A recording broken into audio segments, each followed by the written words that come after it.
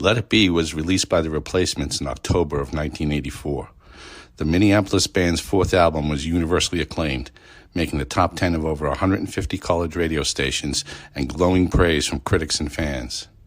Almost 40 years after its release, Let It Be continues to be held in the reverence that is reserved for groundbreaking work. Let It Be was recorded at Blackberry Way Studios in Minneapolis and was produced by Steve Felstad, Paul Westerberg, and Peter Jesperson. This would be the last Replacements album on Twin Tone.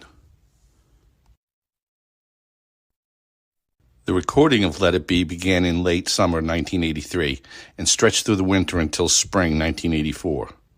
Originally intended to be released in late spring, it was delayed until October. That delay allowed Twin Tone, their independent record label, to heavily promote the record to college and new alternative radio stations, leading to its critical and commercial success. The album cover photo of the band, probably one of the most famous of the Replacements, was shot on the roof of the Stinson family home by Dan Corrigan.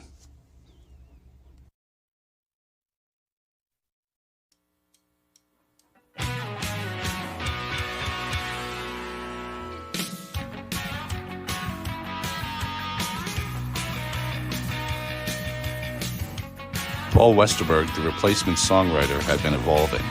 Though still capable of penning up-tempo rockers, he was becoming equally adept at writing songs that were more honest, emotional, and introspective.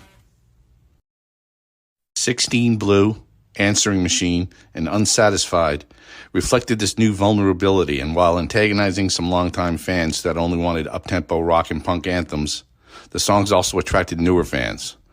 Longtime followers of the band were noting Westerberg's progression as a songwriter.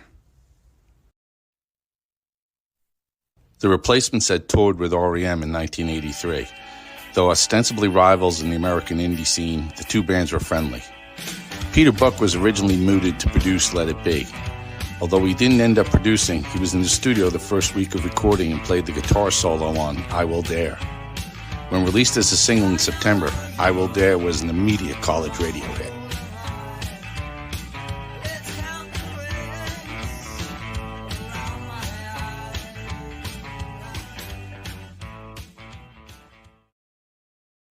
The Replacements were part of a vibrant Minneapolis music scene that also included the Suicide Commandos, the Suburbs, and Husker Du. The Replacements made no videos for the songs on Let It Be, and the song Senior Video perfectly captures the band's feelings about making any. Even after signing with major label Sire Records, they were wary of making videos. We write about what we want to write about, we act the way we are, we don't pretend.